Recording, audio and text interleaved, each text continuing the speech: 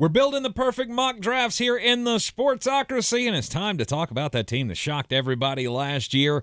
Who do you think will beat them Bengals? Sent the Super Bowl runner-up Cincinnati Bengals. Don't forget that part. I do love that Bengals fans, literally no less than 5 times a week, I have Bengals fans go back to videos that are still up on our YouTube page, by the way, from last year where we basically said they sucked shit and the Jamar Chase thing was a disaster. And, well, sometimes shit goes wrong. Now, I like Jamar Chase. Liked Penny Sewell better, but and we were wrong, and we'll admit that about all of it. We hopped on board. We were on your bandwagon. Yep. They pick at number 31 in the first round of the draft, and they could go with David Ojabo, the edge rusher out of Michigan. The injury not going to knock him out of the first round? I don't think so, and I'll be honest with you, I think this is the lowest that it drops him. If he had done what he did last year for more than a year, he would have been a top 10 pick, top 15, even with the injury. I know they've had an interest in Karlaftis, and that would be a potential as well, because to me it's a question of which one of them is going to go higher. I think Ojabo has a higher ceiling, but he is riskier. And if I'm Cincinnati, I'm just looking at this going, I don't really have all that many holes. So I can take the luxury pick. Damn, I did not think I would be saying that about the Bengals a year ago. Mm-hmm.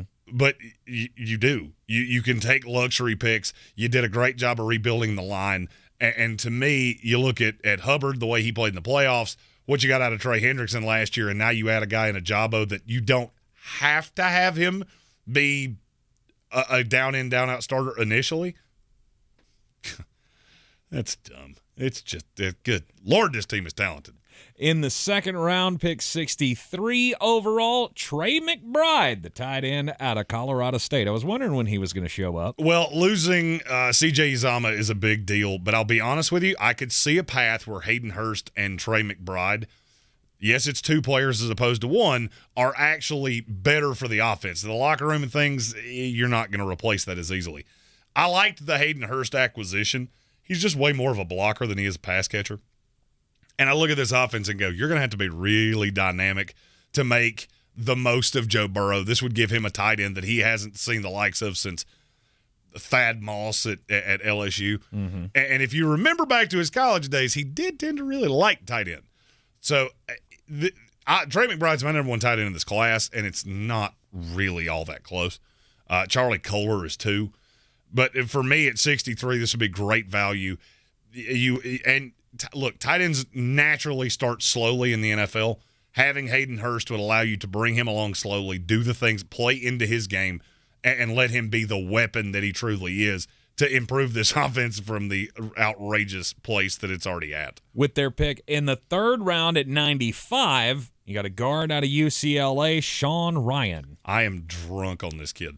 Played tackle in college, definitely to me is a guard at the NFL level. And this is just some protection on Jackson Carman. I think he's further along than Jackson Carman and can do multiple things, move around the line, doesn't have the ideal, arm length and all of that shit, which is why you can get him here. This kid just plays really aggressively. I think he helps in the run game. Nice. He's one of the better power guards in this class. And I look at that and go, with all of the things you've already done, that's a nice piece. And like I said, it's safety if Jackson Carman has not come along to the point that you wanted him to. Better hair, Sean Ryan or Jeremy Greene? Sean Ryan, come on. But it's closer than you think. It is closer. It is closer than we all think.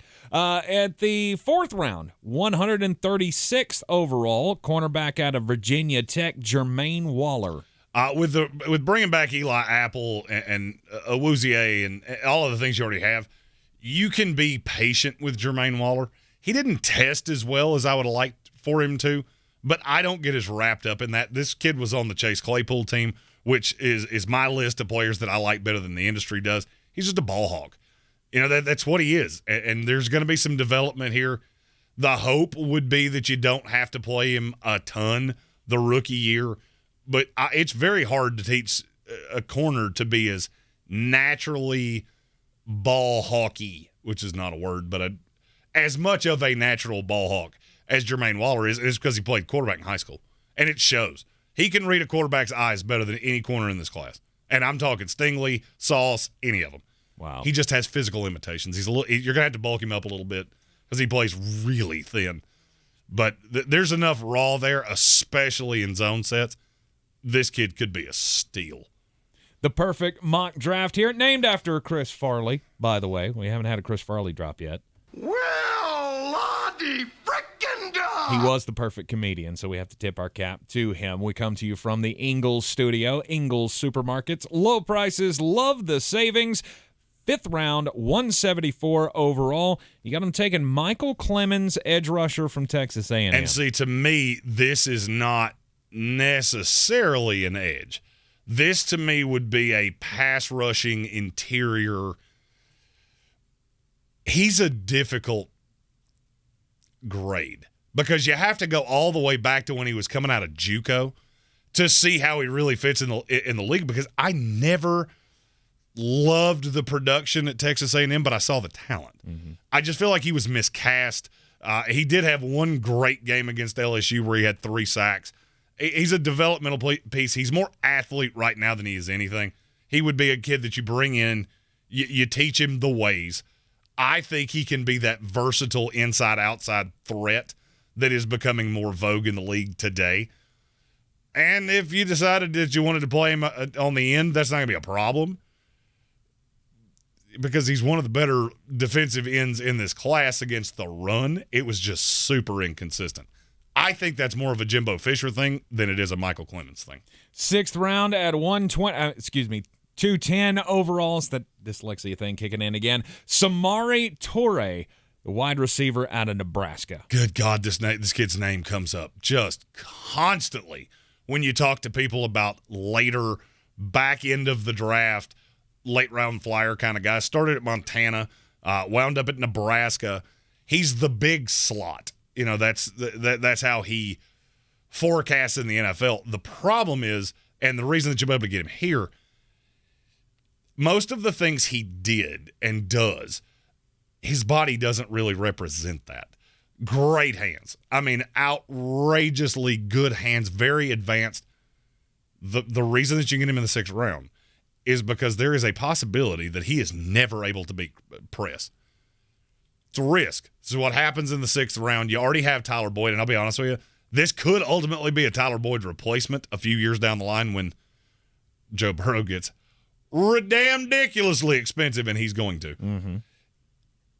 You got to look at the fact that he's been productive everywhere he's ever been, and there's a lot of natural ability. I just think there's a physical limitation that could hold him back. But if he can overcome that, this could be one of the value picks of the draft. And I know there are a ton of teams in on him. With the first of 2 picks they have in the 7th round, the Cincinnati Bengals, 227 overall, could take JAYLIN Thomas, linebacker out of Ball State. This is a kid that I know Cincinnati is in on. I can't remember if they brought him in for a visit or if it was just a virtual.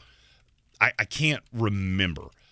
Level of competition, which you just have to say that out loud anytime you're talking about a player that played at Ball State. Physical limitations, blah, blah, blah, blah, blah. I think with time, he can be a really good enforcer type of linebacker. A nice complement to a Logan Wilson. He's going to be not a special teams ace because he's not as naturally crazy athletic. But I think if you give him time, he could develop. I mean, at worst, he's going to be a rotational piece in the league because he is so good against the run. The problem is that he doesn't have the speed, the size, or the bulk really to play linebacker in the NFL. But as the game is getting smaller, shiftier, and faster, that could actually play into his skill set more and more because even though he's an undersized linebacker, he plays with tremendous aggression. 253rd overall, the final pick of the draft for the Cincinnati Bengals, Jasir Taylor, cornerback out of Wake Forest. Wake Forest is fun for me because they have about 47 players that have not a snowball's chance in Atlanta of being drafted before the 7th round, but it seems like teams all over the league are all in on them. Jasir Taylor ran a 4.39. That's pretty good. 5'10", $186. What would you think that profiles him as? Guy that's going to play in the slot, right? Yeah. He's one of the best run defending corners in this draft. Really? As a little teeny filler. Huh. If you could bulk him up, I see a path and he's a year away from being a year away. He has that thing I talk about with corners where the brain, the hips, and the feet are in lockstep. It's all physical limitation. If he was 6'1", 205, and played like he did at Wake Forest, he'd be a day 2 pick at worst. Problem is, I don't think he's going to get any bigger, or he's certainly not going to get any taller, and I don't know if he has a problem holding weight. He's a good blitzer, good in the run game. You're just going to have to know that at his size, he could get taken advantage of. Project piece to the highest extreme. Kid that I know Cincinnati's in on, and these are the luxury picks you can make when you're the reigning AFC champion. Wow, and if you draft perfectly, you could be the future Super Bowl champion, Cincinnati Bengals. You like the picks? You don't like the picks? Let us know in the comments. If you would like to just tell me. Mom, I wish you could be Santa's little helper and shut your damn cake off. You can totally do that. Just throw it in the comments if there's a player you want to know how they fit with the Bengals, or if you've got a mock draft and you'd like to see what we think of it, chuck it in the comments. We'll be doing mailbag shows leading up to the April 28th NFL Draft, answering questions every team and every show, 2-3 minutes per team per video. And we will be live for every pick of the 2022 NFL Draft, live from Las Vegas, Nevada. And when the big day comes around, we will be, as we always are, in the Ingles studio. Ingles Supermarkets, low prices, love the savings. I'm Tank Spencer. He's Jeremy Greene, and we will see you next time. Now you kids are probably asking yourselves, hey, Matt, how can we get back on the right track?